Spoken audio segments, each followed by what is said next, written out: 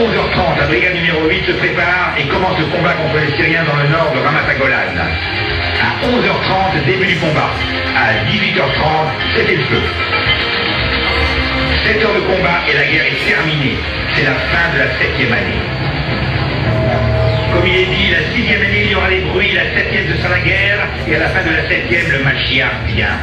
Qu'avons-nous dit au Saint béni soit-il, avons-nous dit au Saint béni soit-il, merci beaucoup pour tout ce que tu as fait. Avons-nous dit, ce jour Dieu nous l'a fait, allons nous réjouir. Les Arabes se sont enfuis en laissant leurs chaussures. Le Waqf ne s'attendait pas à ce que Moshe Dayan leur recherche, et il lui a donné les clés du mont du temple, il ne s'attendait vraiment pas. Et seulement 7 heures en finir avec le front syrien, 24h30 avec le front jordanien, Shrem en 2 heures, Jénine en 1 heure. Pour sortir ma tête Yosef du tombeau de Yosef, ça a été un combat de 13 heures qui a échoué. Et là, nous ne remercions pas le Saint béni soit-il. Mais nous avons dit, ce sont nos bombardiers, ni plus ni moins, c'est tout. Mais remercier le Saint béni soit-il, non, c'est trop demandé. Et juste après la guerre, on gonfle le thorax, toute la terre est entre nos mains. Gaza, Jéricho, Shrem, Sanour, le tombeau de Joseph, le Sinaï, le tombeau de Rachel, le mont du Temple, rien ne manque. Dire merci au Créateur du monde, non, c'est difficile. Par contre, on remercie Tsahal. Les drapeaux de la victoire flottent dans tout le pays avec les généraux de Tsahal qui défilent et Israël croit en Tsahal. Et qu'en est-il des remerciements au Saint béni soit-il? Le seul remerciement qu'il ait reçu est qu'on ait décidé après la guerre de commencer à faire marcher la télévision le Shabbat. Avant la guerre, même un juif loin de la Torah et des mitzvot, il s'en est évident qu'une télévision israélienne ne soit pas allumée le Shabbat. À la fin de la guerre, après tous les combats, le Saint béni soit-il regarde ce peuple qui est têtu et là, il recommence. 4 ans plus tard, Arafat devient le président de l'OLP et dit explicitement: je vais conquérir la Sainte Palestine et je vais égorger tous les Juifs jusqu'à ce que leur sang abreuve la Sainte Palestine.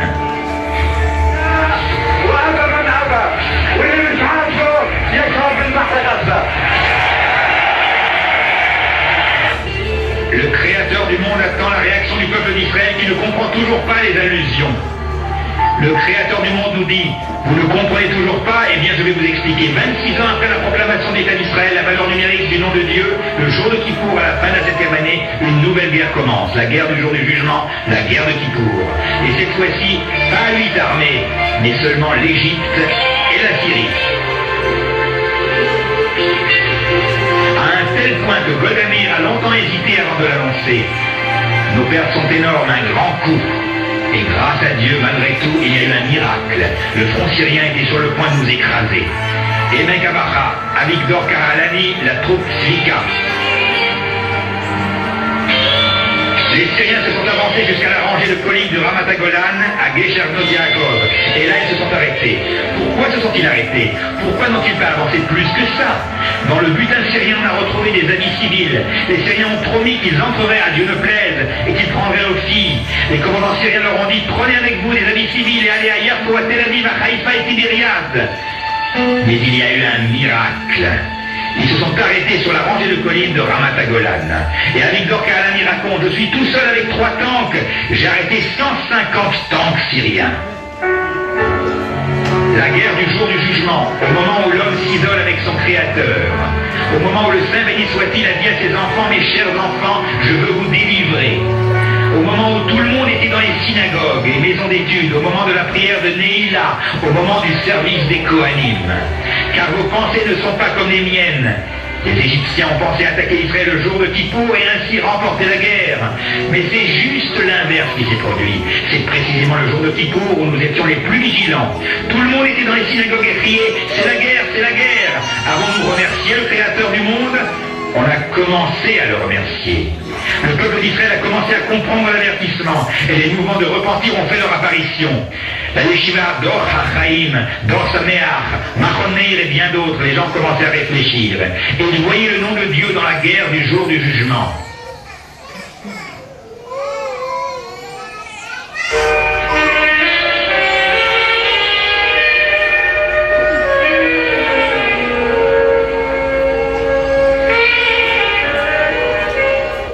Mais la question est toujours en suspens jusqu'à aujourd'hui. Comment se fait-il que les Syriens se soient soit arrêté sur la rangée de collines de Ramat Golan. La réponse est écrite par un combattant du Mossad qui a questionné le commandant de la 9e division syrienne dans le Ramat Golan. Ils ont demandé au commandant de la division « Pour quelle raison vous êtes-vous arrêté dans la rangée de collines de Ramat Golan ?» Et le commandant répond « Je voudrais bien te voir à ma place. Comment peux-tu traverser la rangée de collines syriennes lorsque tu as en face de toi une rangée d'anges blancs qui se trouvent sur ces collines ?» Alors je me suis arrêté. Lorsque les soldats israéliens ont vu les Syriens en rang face à eux et qu'un seul tank a suffi à faire reculer une rangée de tanks syriens, ils ne comprenaient pas ce qui se passait. Même pendant la guerre de 6 jours, lorsque l'un des commandants de la brigade des parachutistes était en visite au Pentagone aux États-Unis, il a demandé à ce qu'ils examinent les combats. En 2 heures, Shrem est conquise. Comment se fait-il qu'en moins de 24 heures, le mont du Temple se trouve entre nos mains? Le commandant de la brigade des parachutistes a demandé au responsable du Pentagone américain « Analysez-moi le combat de la guerre de 6 jours ». Et le responsable de répondre « La guerre de 6 jours est impossible à analyser. Ce n'est pas une guerre comme les autres. On ne peut rien apprendre de cette guerre. C'est un miracle. It's a miracle. C'est un miracle. Ce n'est pas logique. » Et nous sommes toujours têtus et ne comprenons pas. Que le Saint béni soit-il instant.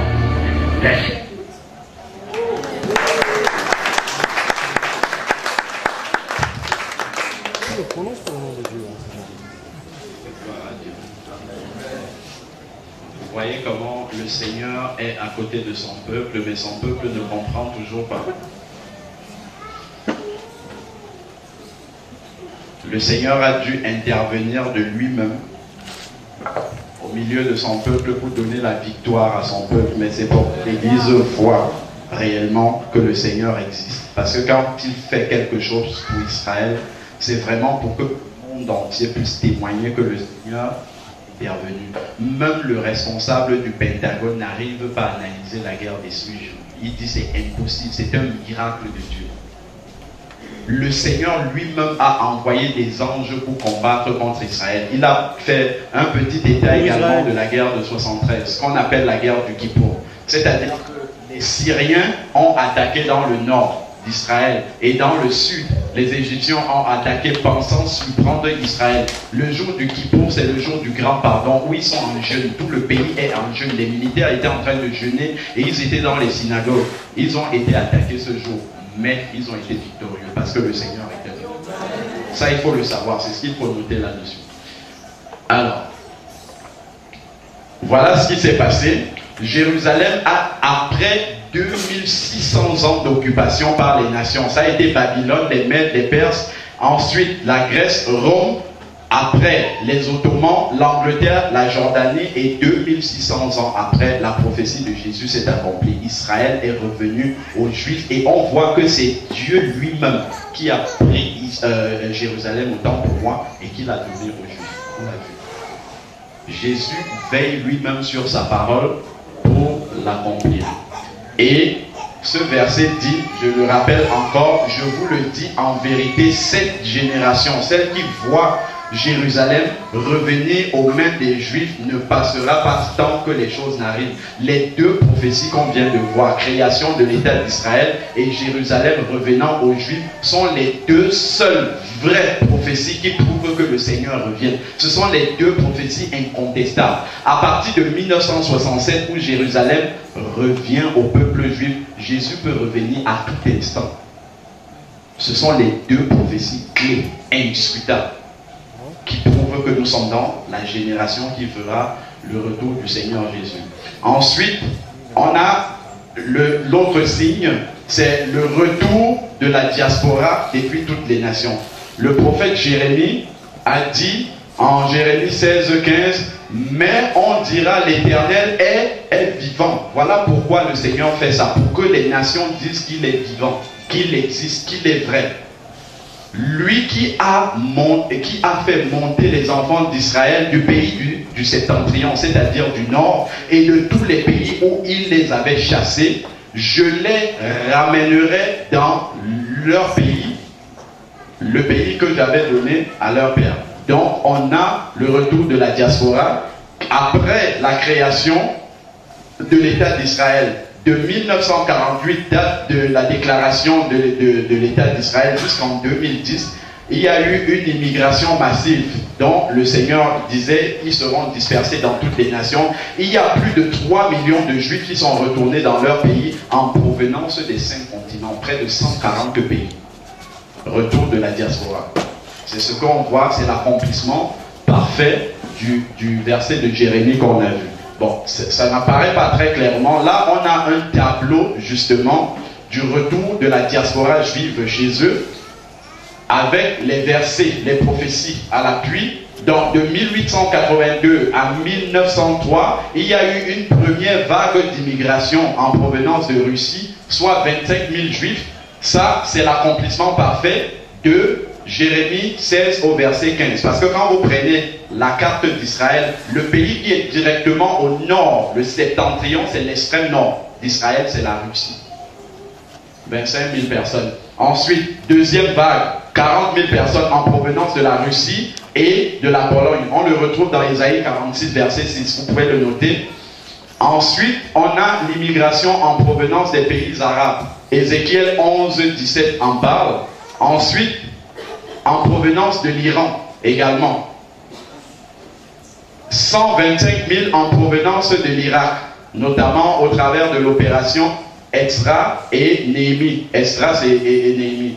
On a les versets également. Parce que le Seigneur dit dans Ésaïe 11, 11, je pense qu'on peut même d'ailleurs lire ce verset. Ésaïe 11, 11.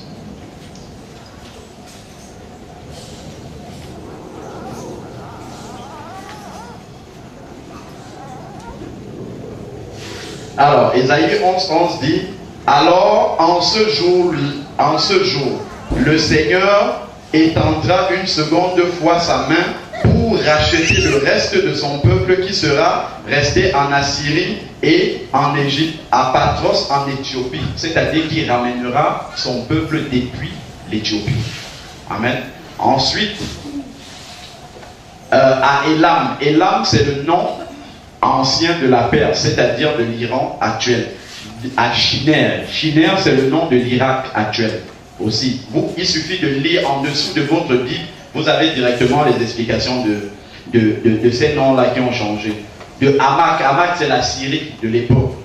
Des îles de la mer. Voilà. Donc, nous lisons ici, textuellement, ce sur quoi je voulais attirer votre attention, c'est que la Bible dit que le Seigneur ramènera les Juifs d'Éthiopie. Vous savez qu'en Éthiopie, il y a les Falachas. Ce sont des Juifs comme nous, qui sont en Éthiopie. Et Ésaïe 11, 11 dit que le Seigneur les ramènera en Israël. Et ça, on va le voir en image aussi, comment ça s'est accompli. Les Juifs éthiopiens qui retournent dans leur pays. Au travers, c'est ce qu'on voit, il y a eu une première opération Moïse, où justement le Mossad a organisé l'expatriation des Juifs d'Éthiopie pour les ramener dans leur pays. Dans ça, on peut le voir directement. Également, l'accomplissement parfait de ces prophéties bibliques.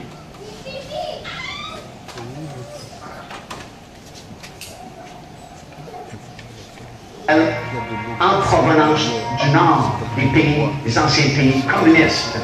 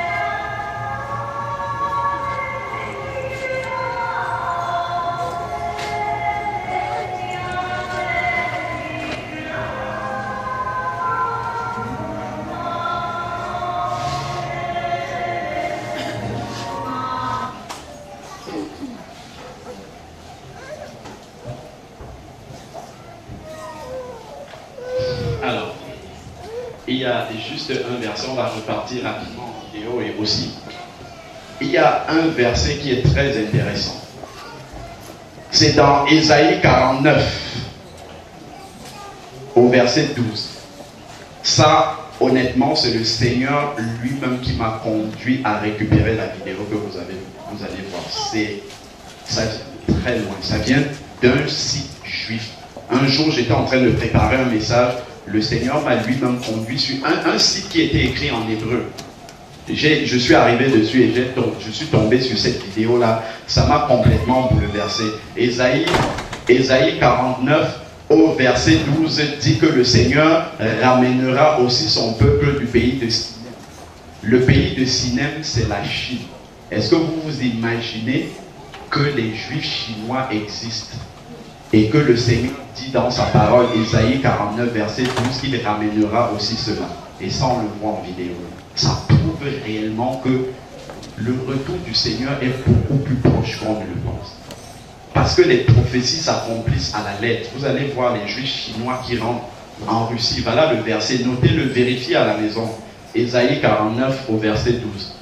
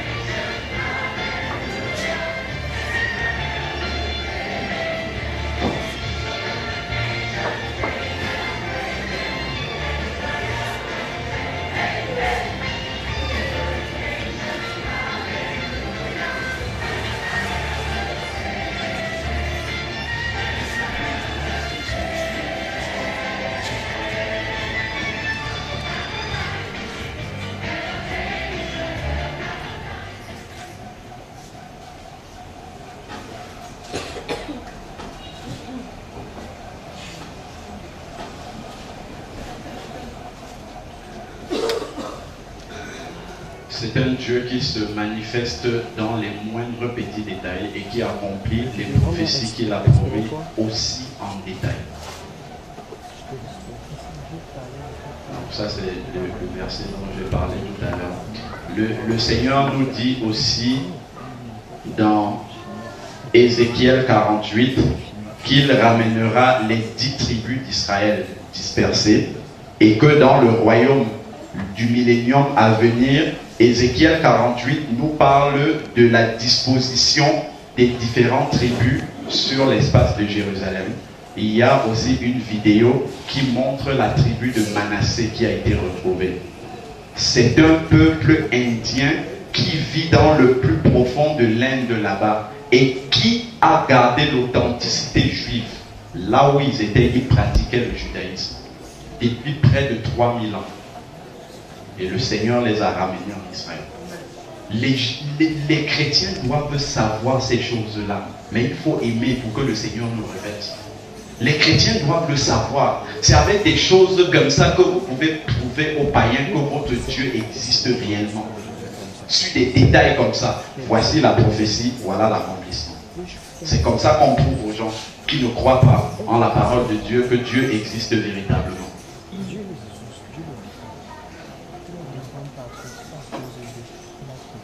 Nous avons noté le verset. On va gagner un peu de temps.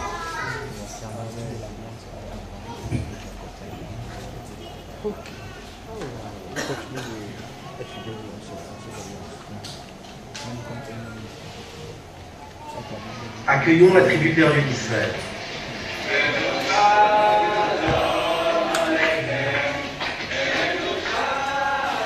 La tribu des Ménaché a retrouvé le chemin de la maison ce lundi et est arrivée en Israël après une longue route débutée dans les confins de l'Inde et du Burma. Après des années de conflit, le grand rabbinat d'Israël les a reconnus comme membres de la communauté d'Israël afin de leur permettre d'immigrer et de rentrer à la maison. Leur premier pas relève de l'administratif, débuté par l'obtention de facto de la citoyenneté israélienne ainsi qu'une bourse financière leur permettant d'assurer leurs premières dépenses. Or, pour certains, l'émotion est trop forte et trop difficile à cacher.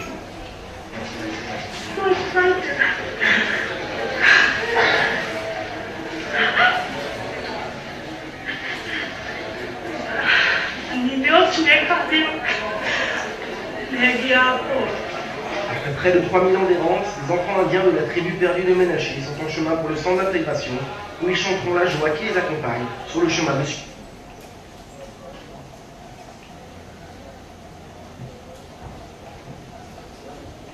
Bon, c'est dommage, la vidéo a quelque peu bugué, mais on a bien compris ce qui s'est passé. Hein. C'est que la tribu de Manassé a été retrouvée et elle est effectivement revenue en Israël comme la parole de Dieu nous le disait. Et il y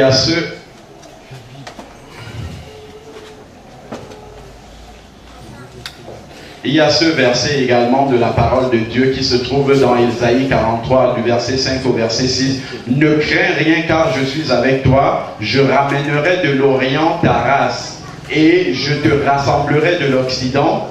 Je dirai au septentrion, c'est-à-dire à l'extrême nord d'Israël, donne.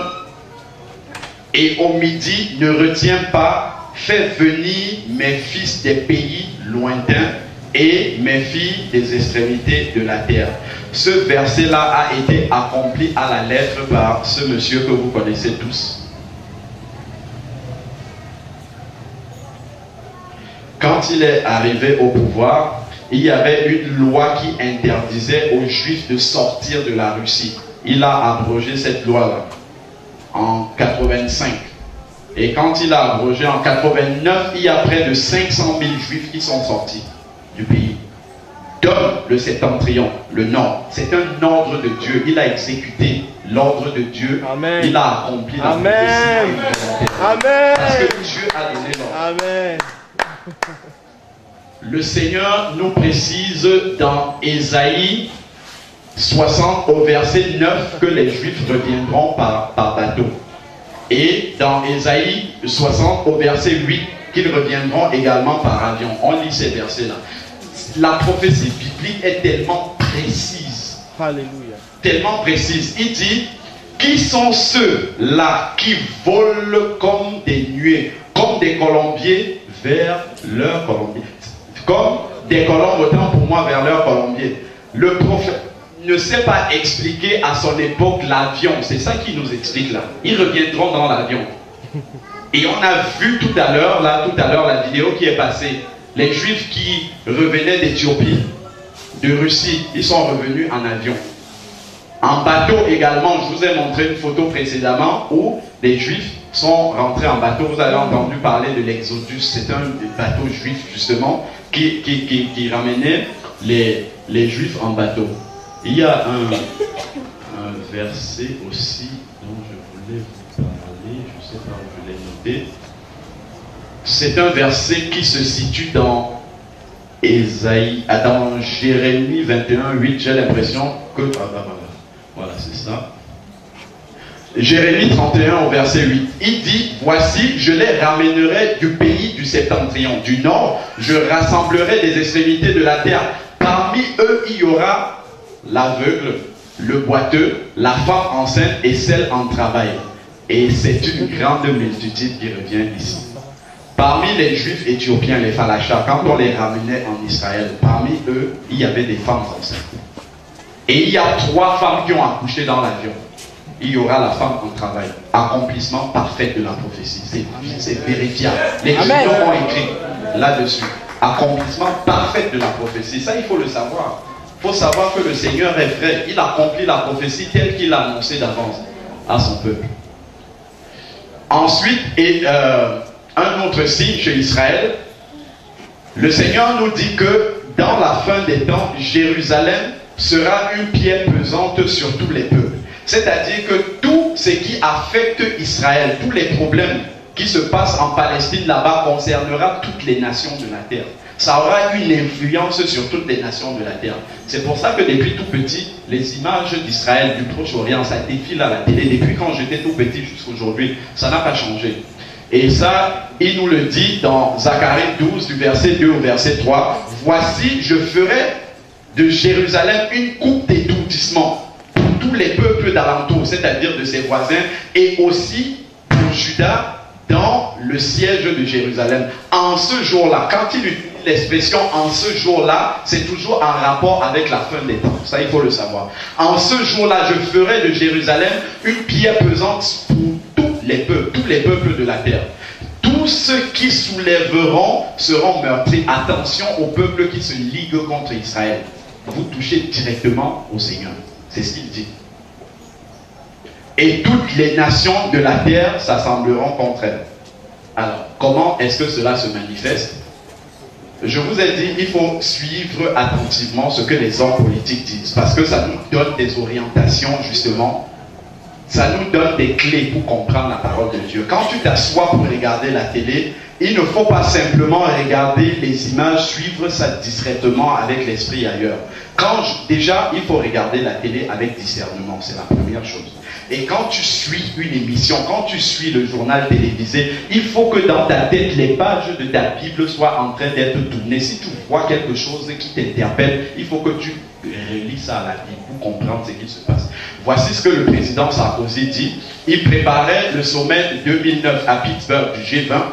Le 26 août 2009, il réunit les ambassadeurs de France des pays du monde pour préparer ce sommet. Voilà ce qu'il dit. Je voudrais cependant dire un mot du conflit du Proche-Orient. Je conteste l'idée que ce serait un conflit régional. Ce conflit concerne le monde entier et il est temps de régler ce conflit. Et Zacharie nous disait, ça sera une pierre pesante pour tous les peuples du monde. C'est exactement ce qu'il nous dit. Souvenez-vous de Caïphe. Il faut que un meure pour tous. Il est saisi par le Saint-Esprit pour donner des indications aux chrétiens. Faites attention, nous sommes dans les temps. Soyez sur vos gardes car je vous ai tout annoncé d'avance. Voilà. Le problème du Proche-Orient est un problème, c'est un conflit mondial. C'est un conflit qui impacte tous les habitants de la terre. Le président Obama, juste après avoir pris le pouvoir, seulement sur son intention de résoudre le problème du Proche-Orient, on lui a décerné le prix Nobel de la paix sur intention. C'est un problème tellement épineux qu'on a dit, si toi tu veux te mesurer à ça d'avance, on te donne le prix Nobel de la paix. Parce que ça a dépassé tout le monde. Mais par contre, ce qu'il faudrait savoir, c'est que le problème israélo-palestinien n'est pas un problème charnel, il n'a pas de solution charnelle. C'est un problème spirituel. C'est le problème entre Ismaël et Isaac. Donc, seul Jésus a la solution au problème israélo-palestinien. Tous les hommes les plus puissants de la terre peuvent essayer d'y apporter des solutions, ils n'arriveront jamais. Tant que le prince de la paix ne pose pas ses pieds sur la terre, jamais ce conflit ne peut être résolu, parce que la Bible dit que seul Jésus va résoudre ce conflit. Ça, il faut le savoir. Et les grands de ce monde n'ont pas le privilège, comme vous et moi, de le savoir. Ils essayent de résoudre un problème qui est insoluble humainement possible. Parce que ça a commencé quand il n'existait pas. Donc, je vous passe les détails.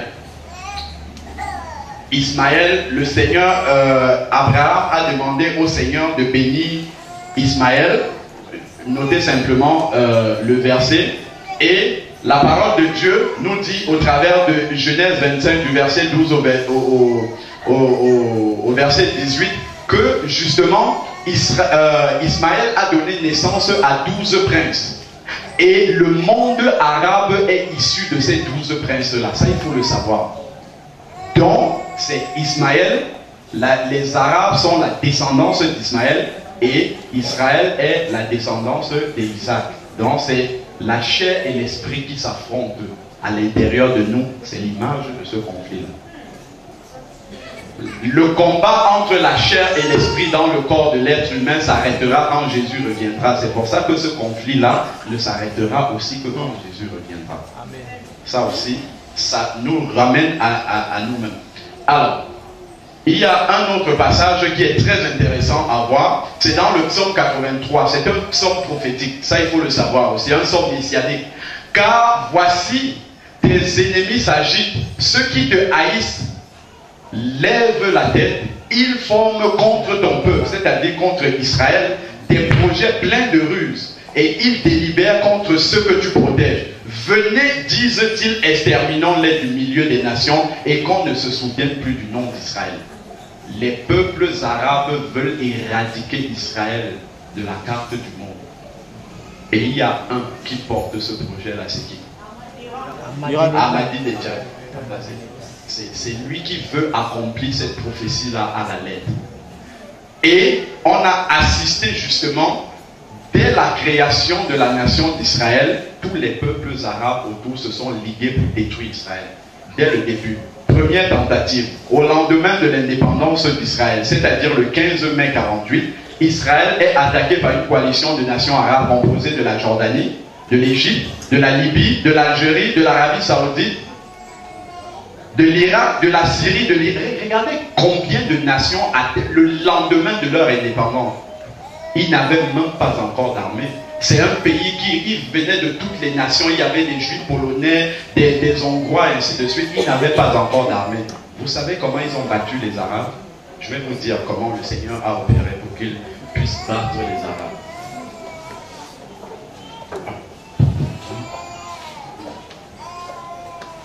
Ça, c'est un monument qui représente une arme de guerre qui s'appelle la Davidka. C'est une espèce de gros char qui a été utilisé par les Juifs lors de cette guerre-là. C'était leur seule arme lourde. C'est une arme qui fait beaucoup de bruit, mais qui n'effraie pas l'ennemi, qui ne fait rien. Mais quand ils ont utilisé cette arme-là, il a commencé à pleuvoir immédiatement. Comme ça faisait beaucoup de bruit et qu'il pleuvait, les Arabes se sont souvenus de Pearl Harbor. Parce que quand on avait bombardé Pearl Harbor, la pluie a commencé à tomber. Et ils ont cru que Israël avait l'arme nucléaire. Ils se sont retournés, ils sont partis. C'est comme ça qu'Israël a... Et on a donc fait ce monument-là pour commémorer cette victoire-là, la Davidka. Ça existe en Israël. C'est comme ça que le Seigneur a donné la victoire à Israël. Voilà le verset qui dit, parce que tu dis que les deux nations, les deux pays seront à moi. Il parle à la Jordanie ici. La Jordanie voulait occuper Israël et la Jordanie actuelle. Parce que tu dis que tu posséderas les deux nations, l'Éternel. Voilà, le verset dit, et l'Éternel y était. C'est-à-dire, dans cette guerre-là, c'est l'Éternel lui-même qui est intervenu pour sauver Israël. Et l'Éternel y était. Toi, la Jordanie, tu dis que tu vas posséder Israël et ton propre pays, mais l'Éternel y était pour te défendre de posséder ces deux pays-là. Accomplissement parfait aussi de la prophétie. Alors, deuxième et troisième tentative, ça on en a parlé déjà, tentative d'extermination d'Israël, la guerre des 6 jours, et la troisième tentative c'était la guerre du Yom Kippour en 73, où les Arabes ont attaqué Israël un jour de jeûne national. Alors, ça on va passer rapidement. Et les conséquences de la guerre du Yom Kippour en 73, puisque le Seigneur a dit tout ce qui touche Israël aura un impact sur toutes les nations. Ça sera une pierre pesante sur toutes les nations du monde. Voilà quelle en a été la conséquence de cette guerre-là. En réaction au soutien des Américains à Israël, les pays arabes ont décidé le 17 octobre 73 de faire un embargo pétrolier. Et ça a impacté toutes les personnes jusqu'en Afrique qui ont des voitures. C'est-à-dire, le fait que les Américains ont soutenu Israël, ça a entraîné un embargo pétrolier de la part des nations arabes. Et ça a impacté, affecté toutes les nations du monde entier qui utilisent le pétrole et l'essence. Le Seigneur dit, Israël sera une pierre pesante pour tous les peuples, pour toutes les nations dans le monde. Vous avez parlé d'Ahmadinejad. Le 25 octobre 2005, il se tient à la tribune des Nations Unies Et voilà ce qu'il dit à propos d'Israël. À propos du droit d'existence d'Israël, ce régime qui occupe Israël doit disparaître de la page des temps. Il forme, le psaume 83, il forme des projets pour exterminer Israël des nations. C'est exactement le mot, l'expression qu'il a prononcée. Jérusalem doit disparaître de la page des temps. C'est exactement. On dirait qu'il lit la Bible avant d'écrire son discours.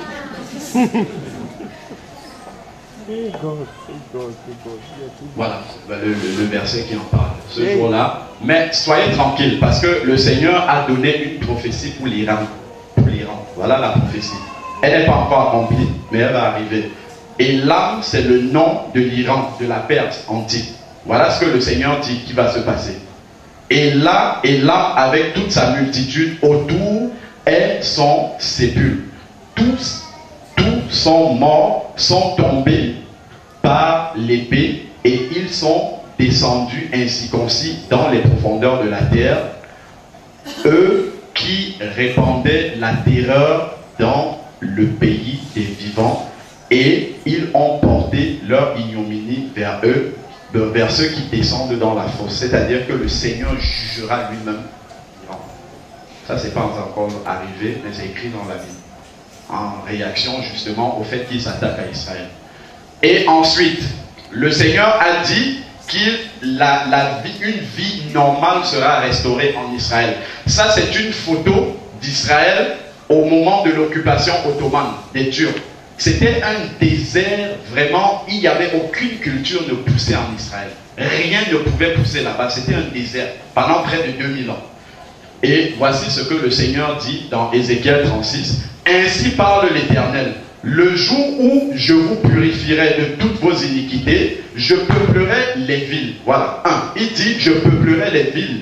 Les ruines seront relevées. La terre dévastée sera cultivée, tandis qu'elle était déserte aux yeux de tous les passants. Toutes les nations se moquaient d'Israël, disaient que ce pays-là, c'est un désert. Personne ne peut habiter dans ce pays.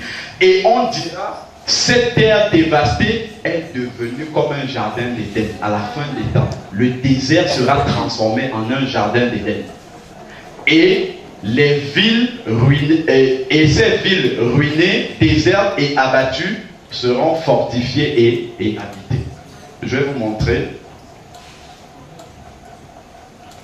Pourquoi le Seigneur fait ça? Et les nations qui resteront autour de vous sauront que moi, l'Éternel, je rebâtis ce qui était abattu. Amen. Et planter ce qui était dévasté. Amen. Moi, l'Éternel, viens parler. Alléluia. Et j'agirai. Alléluia. Alléluia. Regardez Israël. Regardez ce que le désert est devenu. Ça, c'est la ville de Tel Aviv. Wow. Regardez ce que le Seigneur a fait du désert. Une ville balnéaire plus belle que les villes d'Europe. La terre, ça c'est l'un des kibbutz religieux juifs. C'est carrément paradisiaque comme le jardin d'Éden. Ça c'est le désert qui est devenu comme ça. Refleuri totalement. Miracle.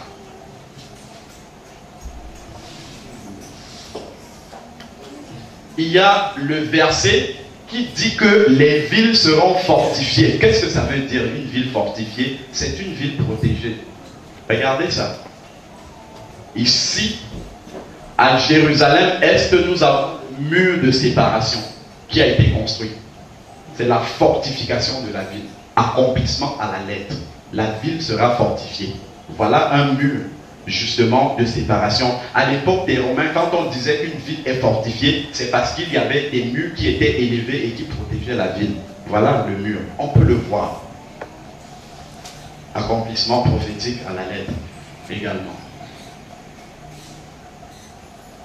Il dit également que le désert va refleurir. Ça aussi, on peut le voir. J'ai des vidéos qui en parlent. Je pense qu'on va sauter ça. Il nous parle également d'un autre signe, la signature des traités de sécurité. Ça aussi, c'est un signe de la fin des temps que l'on retrouve d'abord dans Daniel 9, 27. Il nous dit que l'Antichrist et son gouvernement à la fin fera une alliance avec Israël. Et le terme fera une alliance l'expression en hébreu c'est « il confirmera une alliance ». C'est-à-dire que c'est une signature qui a déjà été faite. Et quand l'Antichrist viendra, il confirmera simplement une signature, une alliance qui a déjà été faite. Et nous savons que Israël a signé plusieurs traités de sécurité avec ses voisins arabes. Ça a commencé en 1978 entre le président Sadat égyptien et Menachem Benin qui était le premier ministre israélien. Donc c'était les premiers accords de Camp David. Ensuite, on a eu la signature d'un autre traité entre Arafat et Rabin. Le premier traité, autant pour moi, j'ai oublié de le mentionner, la signature de ce traité-ci a valu la mort à Sadat. Il a été tué pour ça, pour avoir signé avec les Juifs. De la même manière, Rabin a été assassiné parce qu'il a signé ces accords-là. Israël sera une pierre pesante pour toutes les nations. Quiconque essaye de relier, de mettre ces deux-là en signature, rencontre le jugement sur son chemin. C'est ça qu'on voit. Ensuite, il y a eu la signature d'un autre accord entre la Jordanie et Israël. Pareil. Ce sont tous ces traités-là qui vont être simplement confirmés par l'Antichrist. C'est déjà en train de se mettre en place. J'ai la vidéo également de la signature de cet accord, mais on va sauter pour gagner du temps. Alors, un autre signe chez Israël, c'est la reconstruction du troisième temple. Vous savez que Salomon a construit le premier temple, il a été détruit, les Juifs ont été amenés en déportation à Babylone, puis ensuite un deuxième temple a été construit au temps d'Hérode, et c'est lui qui a été détruit en 70. Et la parole de Dieu nous dit qu'à la fin des temps, il y a un nouveau temple qui va être construit à Jérusalem. Et ça, les chrétiens doivent le savoir et surveiller comment ça avance. Alors, dans Apocalypse 11, du verset 1 à 2, je vais résumer, je ne vais pas lire. La parole de Dieu demande Jean dans sa vision. Nous sommes déjà au temps de l'Apocalypse. Jean qui est rendu dans le ciel, l'ange lui dit, va à Jérusalem mesurer le temple.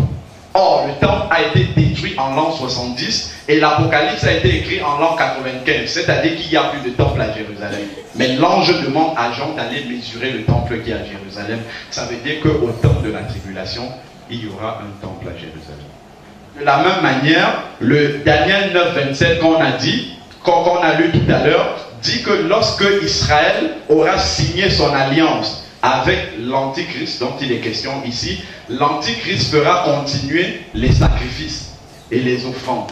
Or, vous savez que depuis la destruction d'Israël, les sacrifices n'ont plus lieu parce que le seul endroit où les Juifs peuvent offrir les sacrifices est dans le temple.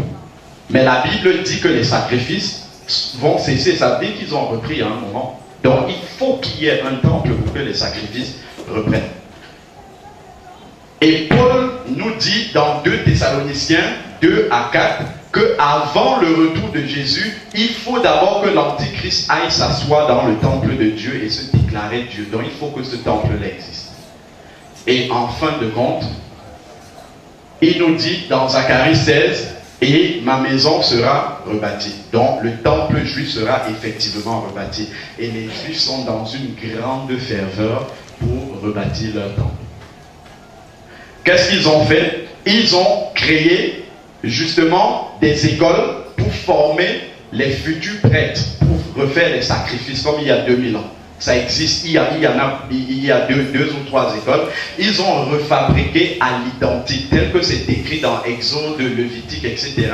Les ustensiles qui étaient utilisés dans le temple. Ils ont tout refabriqué à l'identique pour préparer la reconstruction de ce temple-là. Ils ont formé près de 500 prêtres juifs.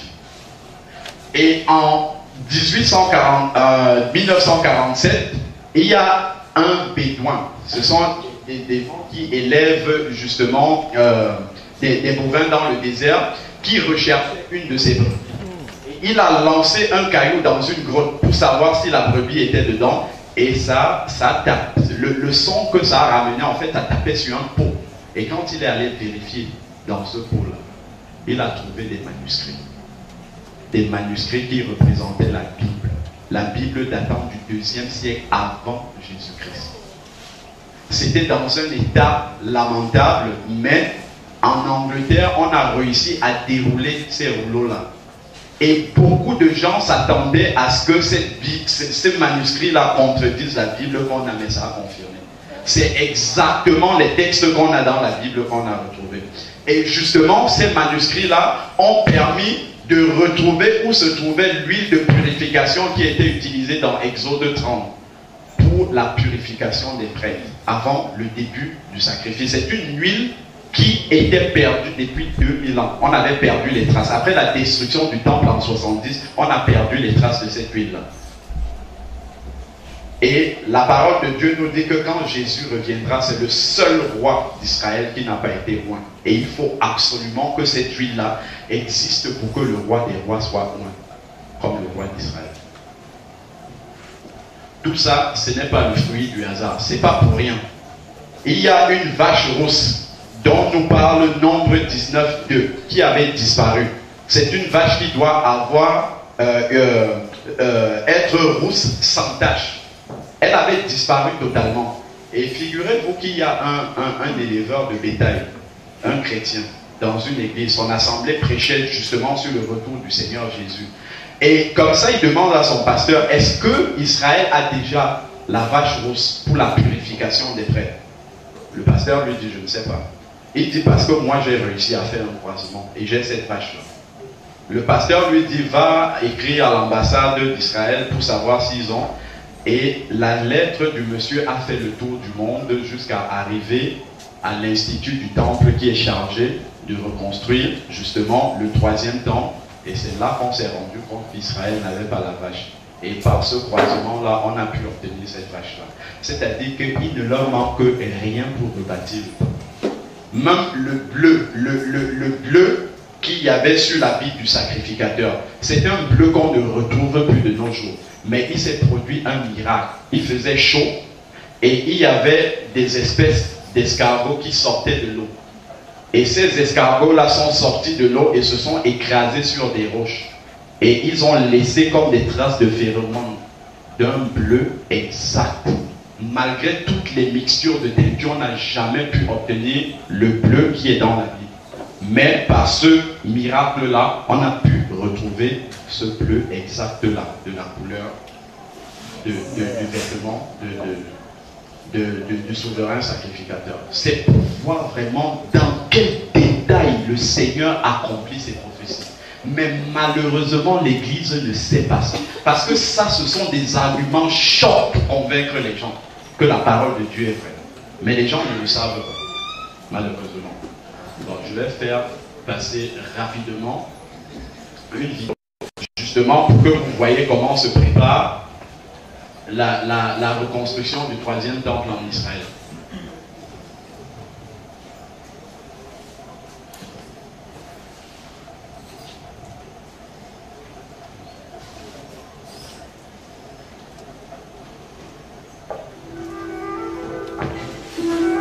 C'est au cœur du quartier juif de la vieille ville de Jérusalem, et en face de l'esplanade du temple, qu'est installé le Machon Emikdash, l'institut du temple de Jérusalem, anciennement appelé musée du temple. Dirigé par le Rav Israël Ariel, considéré comme l'un des plus grands spécialistes au monde sur le temple, le Machon Emikdash s'efforce depuis des années de faire découvrir à un public venant du monde entier et de toutes les religions ce qu'étaient le ou les temples de Jérusalem, mais aussi leur architecture, le service des prêtres, les vêtements et outils consacrés, les fêtes de pèlerinage et autres solennités qui poussaient les juifs et non-juifs à venir par milliers chaque jour au temple de Jérusalem que Salomon avait nommé maison de prière pour toutes les nations.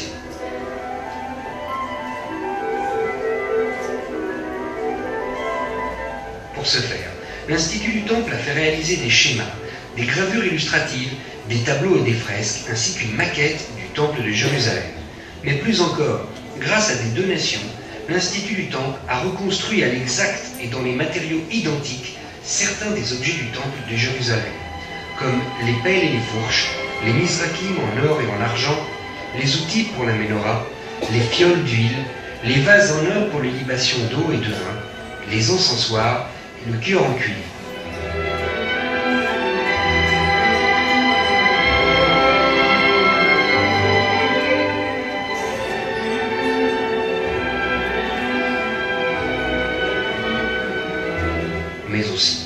des instruments de musique propres au service du temple, comme la harpe et la lyre, qui avaient un nombre de cordes et une gamme unique, ainsi que des trompettes refaçonnées par les descendants de ceux-là même qui les avaient construites il y a plus de 2000 ans. Le centre historique du temple, dirigé par Jean-Marc Rosenfeld, représente le Mahon Amikdash pour la France et l'Europe.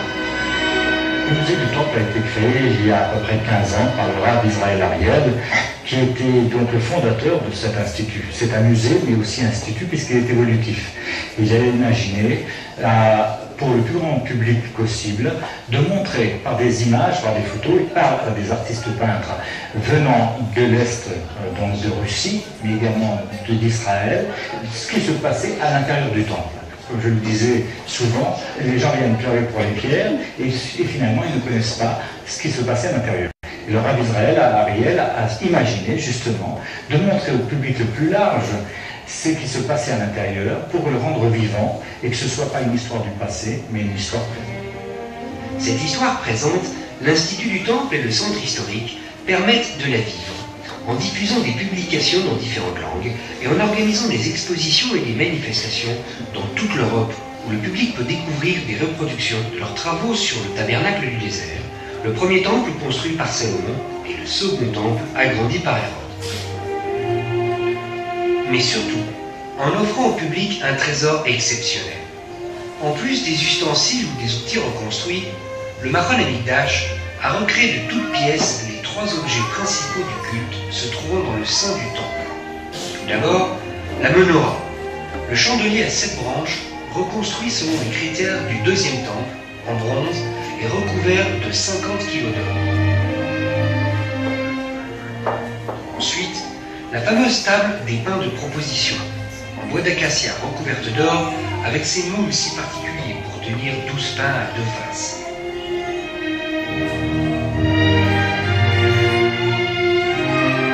Enfin, l'autel des parfums, en bois de chitine, recouvert d'or lui aussi, et sur lequel le grand prêtre offrait chaque jour 11 parfums mélangés, et que l'Institut tente d'identifier après 2000 ans.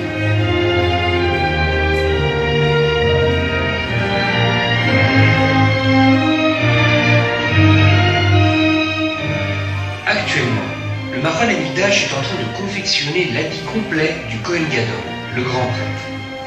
Ont déjà été offerts le pectoral et ses 12 pierres précieuses au nom des 12 tribus.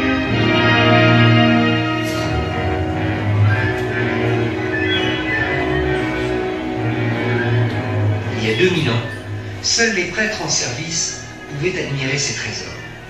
Aujourd'hui, c'est chacun d'entre vous qui le pouvait, en visitant l'Institut du Temple de Jérusalem, en contactant le Centre historique du Temple.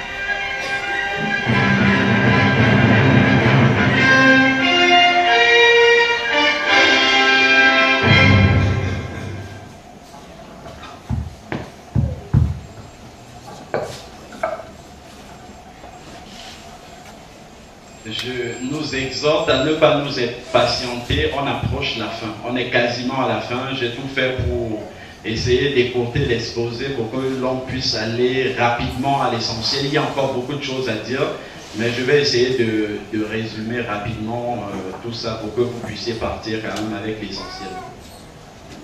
Amen. Alors, il y a un élément important, voilà. En fait, vous savez que pour le service dans le temple, tout le monde n'était pas habilité à le faire. C'est la tribu de Lévi qui faisait le service dans le temple. Donc il a été nécessaire de retrouver qui étaient les Lévis. Lorsque les Juifs se sont dispersés sur la surface de la terre, on a dit à cette tribu-là, ne changez pas vos noms.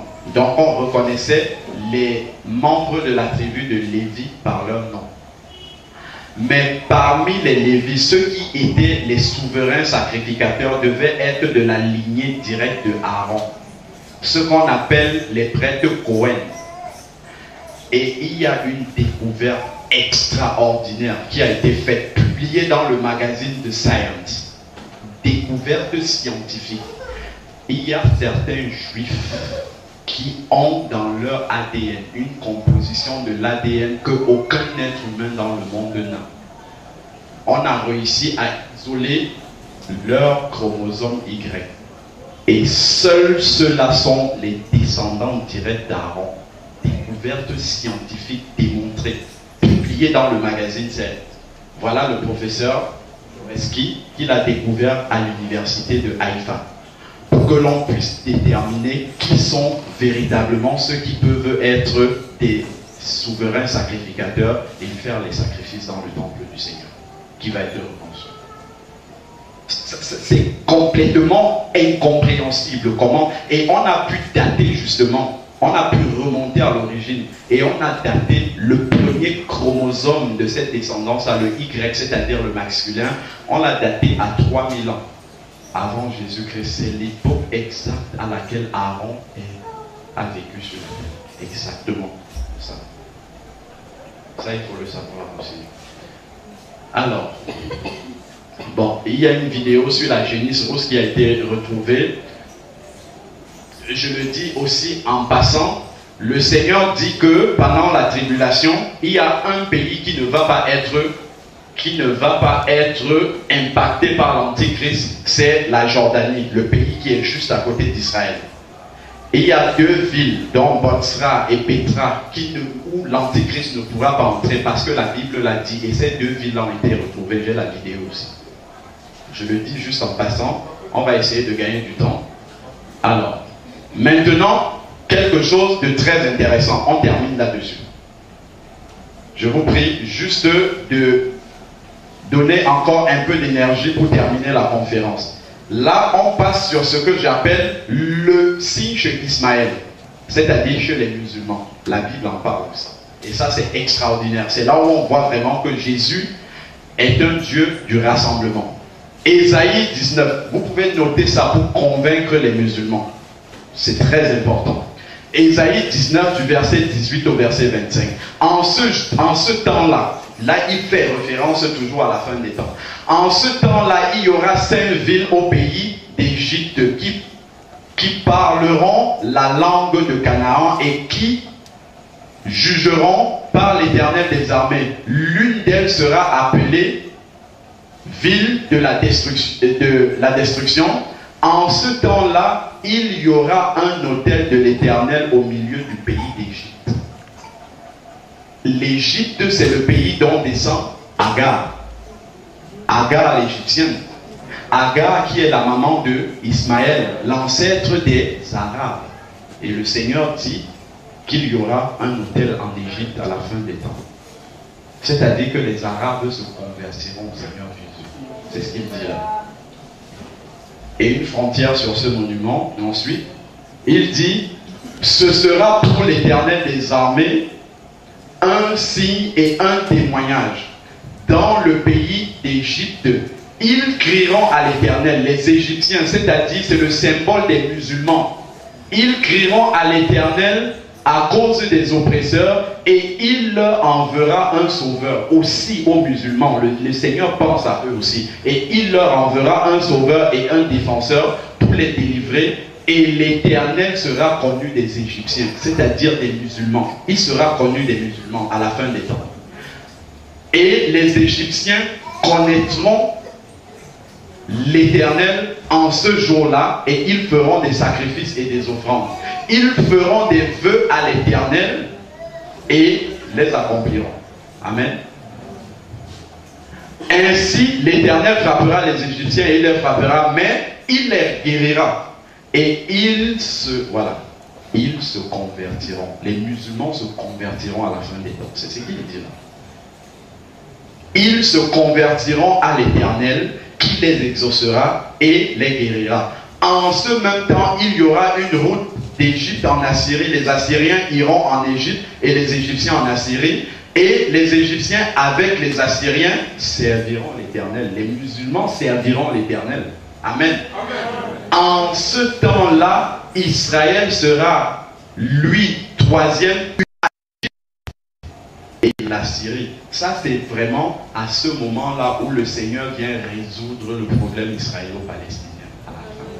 Quand il mélange les chrétiens, les juifs et les musulmans, tous ensemble à la fin. C'est ce qu'il nous dit.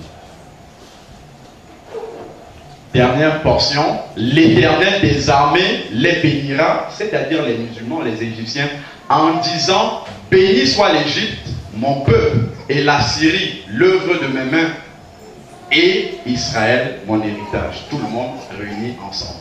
Est-ce que vous pensez qu'en ce moment-ci, il y a un réveil chez les musulmans? On va le voir aussi en vidéo, que ça aussi c'est en train de s'accomplir actuellement.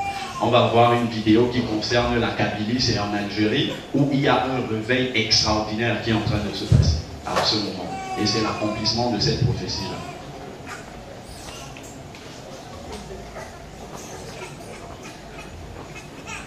Et nous allons finir par le témoignage, un témoignage bouleversant de la conversion d'un musulman. Vous allez voir comment il parle de Jésus. Même nous les chrétiens, nous ne sommes pas capables de faire un tel témoignage sur le Seigneur. Les chrétiens qui connaissent des difficultés croissantes à pratiquer leur culte en Orient et au sud de la Méditerranée. Persécution, harcèlement, voilà un phénomène dont on parle peu.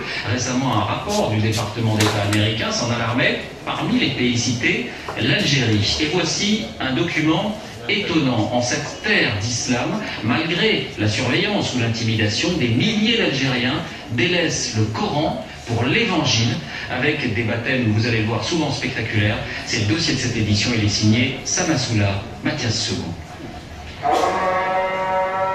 Le vendredi, jour de prière en Algérie, est aussi pour certains le jour du Seigneur. Une villa sans croix ni clocher, l'église du plein évangile. Chaque semaine, près de 500 fidèles s'y pressent. Tous sont des convertis, protestants évangéliques. Ces jours de baptême.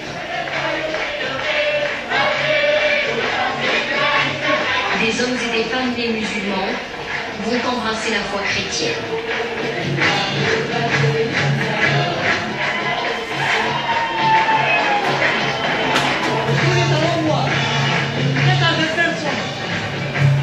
Hier, j'étais dans le noir, et aujourd'hui, j'étais dans la lumière. La plupart des familles sont là, parents, grands-parents, déjà devenus protestants. Il serait ainsi 30 à 100 000 à travers l'Algérie. L'œuvre de missionnaires évangéliques étrangers, aussi discret qu'efficace, mais pas seulement. J'ai découvert Jésus à la télévision, ça m'a touché. Ça fait 2 mois que je suis convertie, comme mes enfants. 10 chaînes de télévision chrétiennes atteignent ainsi les populations les plus reculées. C'est la force de l'offensive néo-évangélique en Algérie.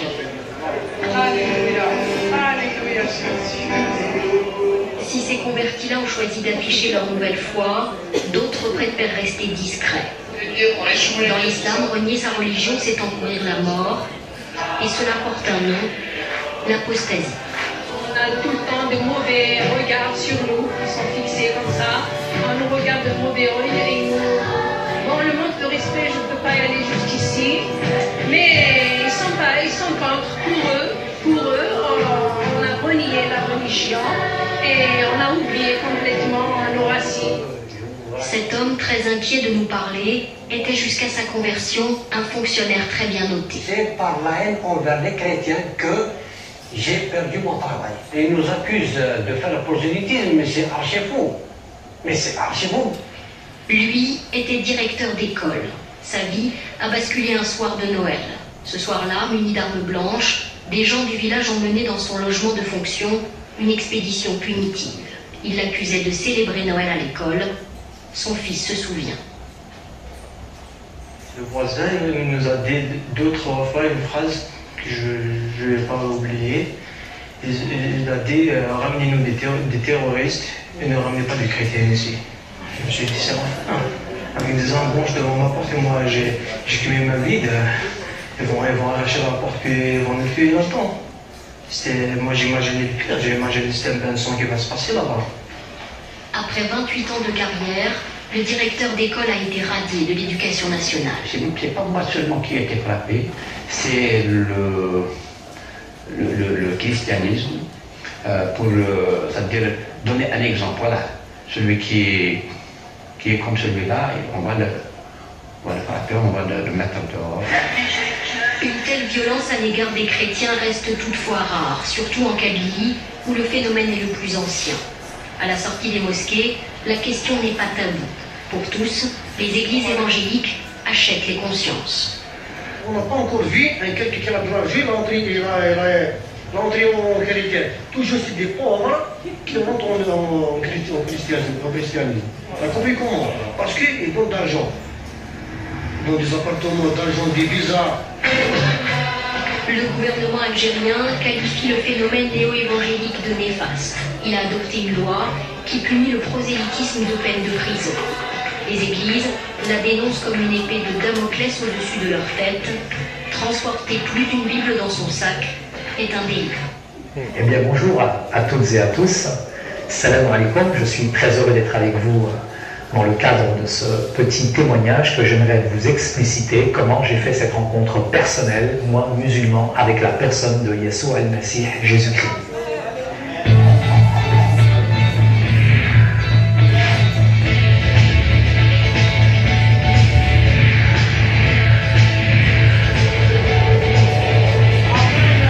Alors je voudrais vous dire tout simplement que je viens d'un arrière-plan musulman.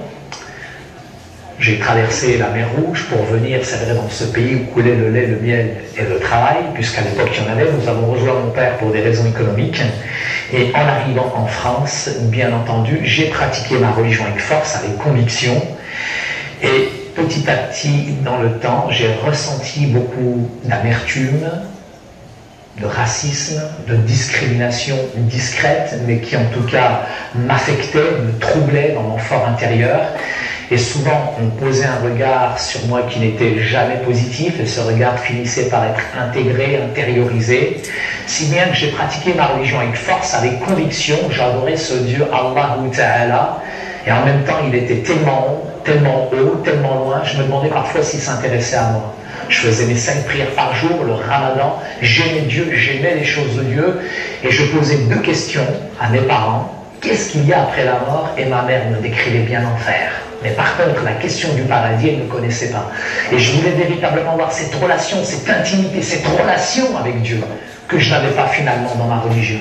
Ce qui m'a amené, je dirais, à rechercher, à développer encore plus en moi cette recherche ardente de Dieu, mais c'était le vide, c'était le désert, c'était l'aridité spirituelle. J'ai vécu la violence à l'extérieur que j'ai importée chez moi, et cette violence qu'il y avait chez moi, je l'ai exportée, et cette violence, elle est devenue mon identité, elle est devenue ma vie.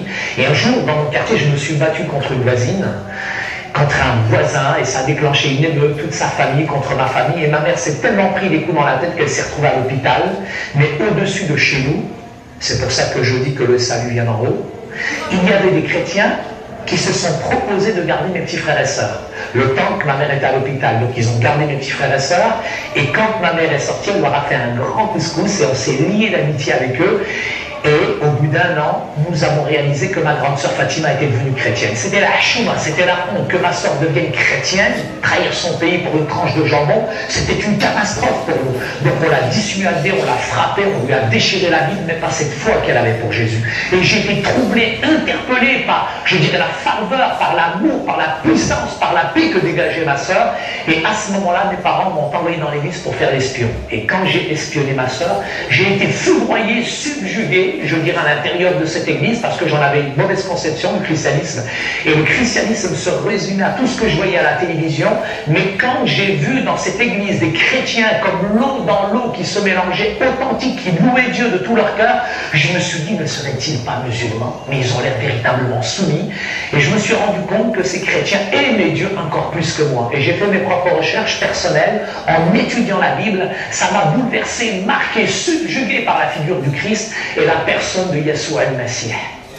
Un grand roi qui a quitté son ciel de gloire, non pas pour venir au Carlton, mais pour naître dans une grotte, dans une étable. J'ai jamais vu un roi comme ça. Et un roi qui me disait, aimez vos ennemis, bénissez ceux qui vous maudissent, faites du bien à ceux qui vous maltraitent. J'ai jamais connu ça. Et j'ai réalisé la puissance de la croix. Et Jésus a changé, bouleversé, transformé ma vie. Je savais ce que c'était que le péché, voler, mentir, tricher.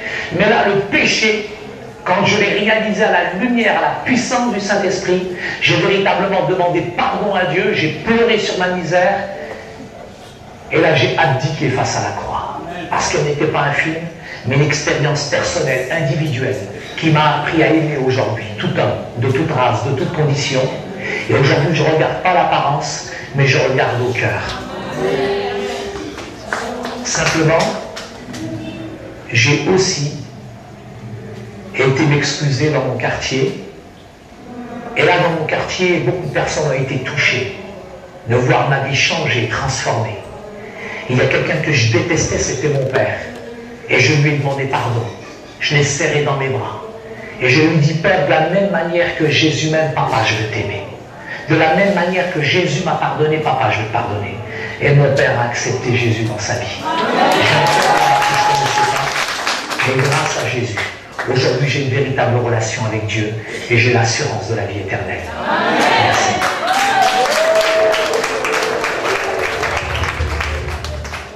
Qui que vous soyez, qui écoutez ce message, je vous invite vraiment à rentrer de ce que nous appelons une vraie repentance, qui amène à une vraie conversion et qui amène un fruit authentique dans votre vie. Dieu ne regarde pas l'apparence, Dieu regarde ton cœur, il connaît tes problèmes, il connaît tes difficultés, il sait qui tu es mieux que quiconque. Tu as été déçu, trompé peut-être par les gens dans le passé, mais aujourd'hui, si tu mets ta foi en Jésus-Christ, il peut véritablement changer, bouleverser ton cœur. Ya Rab, je veux faire cette prière en arabe. بارك يا رب باسمك يسوع المسيح انت يا رب قدر على كل شيء يا رب بدل القلب والحياه يا رب باسمك يا رب يا رب انت قدر على كل شيء قدس يا رب بدل القلب اعطينا الراحه والسلام باسمك يسوع المسيح امين امين Dieu vous bénisse à vos âmes.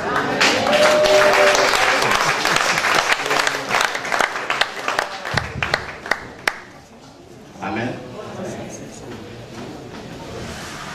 C'est vraiment touchant de voir des musulmans qui se convertissent comme ça.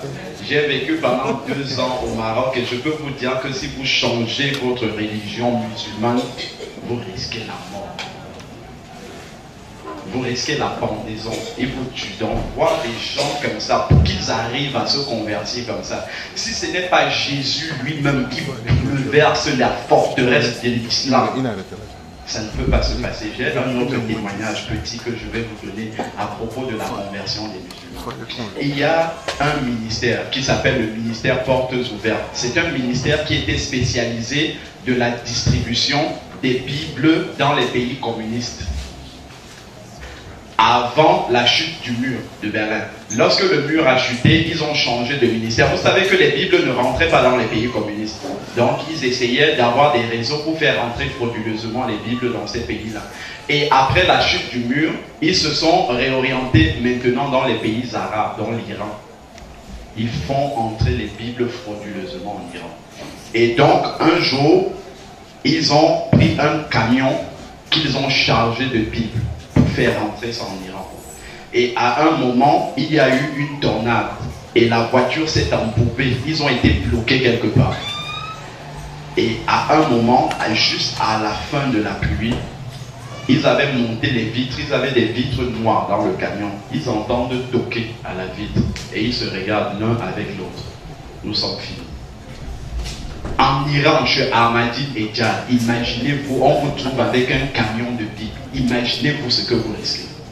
Ils se sont regardés, les 2 missionnaires, ils ont dit c'est fini pour nous. Il a baissé la vitre, de toute manière il fallait le faire. Et il trouve un monsieur, un papa, avec quelqu'un d'autre derrière.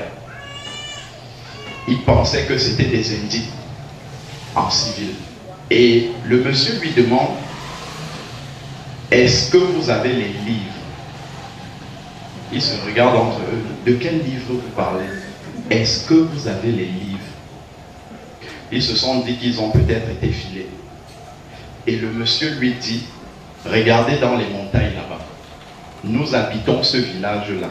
Ça fait 8 jours exactement que Jésus même est apparu au milieu du village. Le village s'est réuni autour de Jésus. Et Jésus a prêché dans ce village-là personnellement et tout le village a donné sa vie au Seigneur. Et à la fin, ils ont demandé à Jésus, que devons-nous faire pour être sauvés? Jésus leur a dit, dans 8 jours, jour pour jour, quelqu'un viendra ici avec des livres. Lisez dans ce livre-là et vous serez sauvés.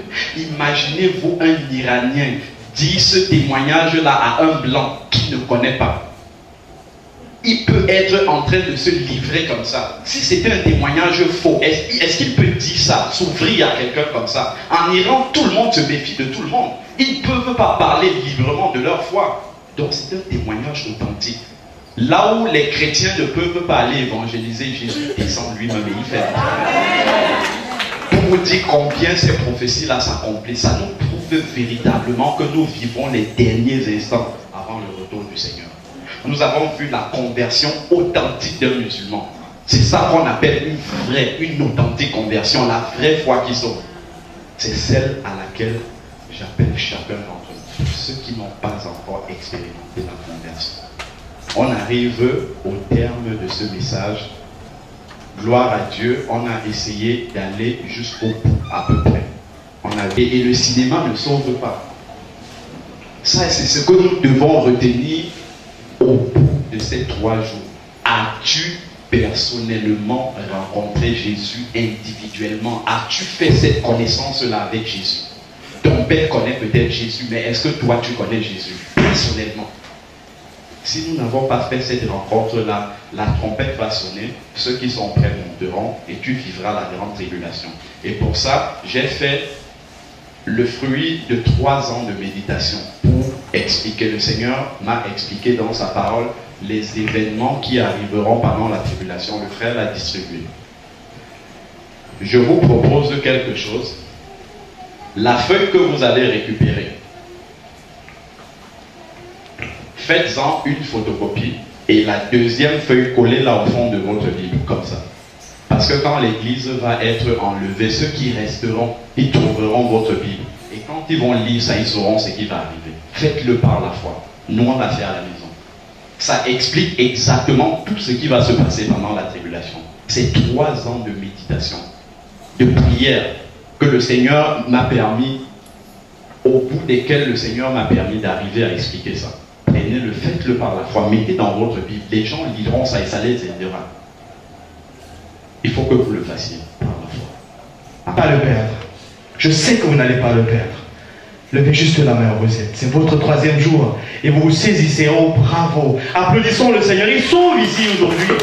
Nous applaudissons le Seigneur comme des vivants qui applaudissent un Jésus vivant. Alléluia. Alléluia. Merci de baisser vos mains maintenant. Merci. Allez, je veux ces mains. Je veux une main levée. Je veux une autre là-bas. Je veux d'autres mains encore. Vous dites là, je me saisis. C'est mon 3e jour. C'est mon jour de résurrection. Je sors de ce sépulcre. Je sors du sépulcre du monde. Oh, je vais pas passer à côté. C'est mon jour. Oh, c'est mon moment. C'est mon moment. Allez encore. Il y a d'autres personnes. Il y a d'autres personnes. Je n'ai pas besoin de vous supplier. Je n'ai pas besoin. Le Saint-Esprit vous parle. C'est comme une tachycardie. Vos cœurs commencent à battre. Vous le ressentez parfois comme une sorte de fourmillement. C'est comme une chaleur qui monte. Et vous sentez que peut-être cette main doit se lever, mais c'est comme une pesanteur qui semble l'attirer vers le bas. Mais le Saint-Esprit vous demande de la lever hautement. Vous vous reconnaissez. Je viens de parler de quelques-uns. Levez la main. Levez la main maintenant. Allez, levez la main. J'avais une main levée, une deuxième main levée. J'aurai une 3e main levée là-bas. Peut-être que je... Allez, est-ce que vous pouvez... Il y a des mains levées en haut, non? Est-ce qu'il y en a encore? Est-ce que je... Aidez-moi s'il vous plaît. Est-ce que vous pouvez vous lever juste où vous êtes là maintenant? Vous levez rapidement. Vous levez, allez, tenez-vous sur votre pied. D'accord, ok, avancez-vous. Allez, avancez-vous. Avancez-vous, très sportivement. Je voudrais qu'on aide notre frère de derrière là. Allez, qu'on s'avance. S'il vous plaît, il y a de la joie au ciel pour combien de pécheurs? Pour combien? Pour combien?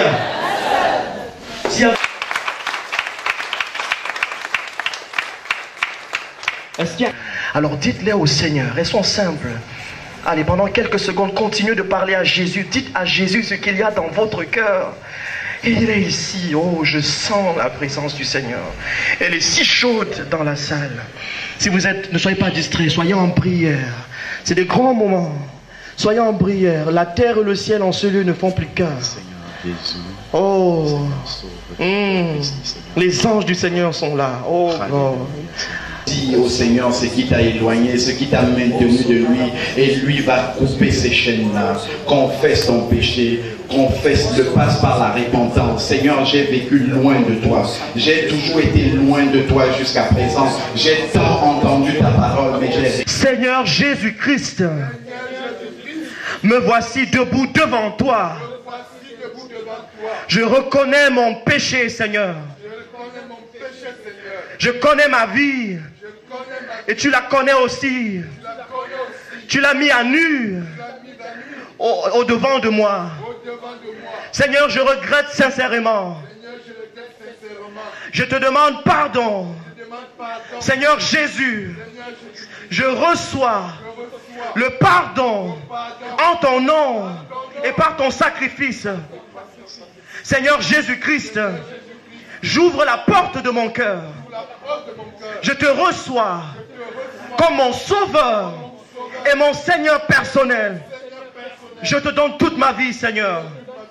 Prends-en totalement contrôle.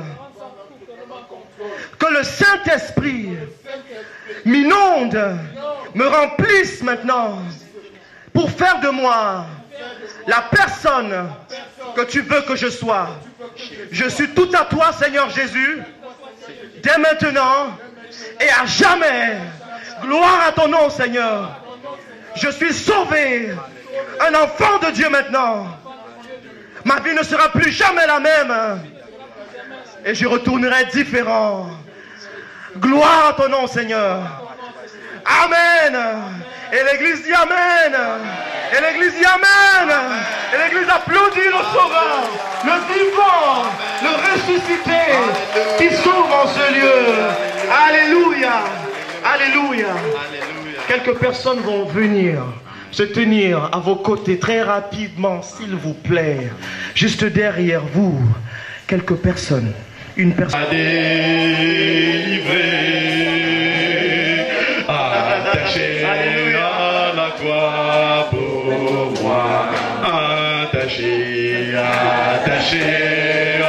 la croix pour moi. Attaché à la croix pour moi. Il a pris mon péché, il m'a délivré. Attaché à la croix pour moi. Attaché à la croix pour moi. Attaché à la croix pour moi. Il a pris.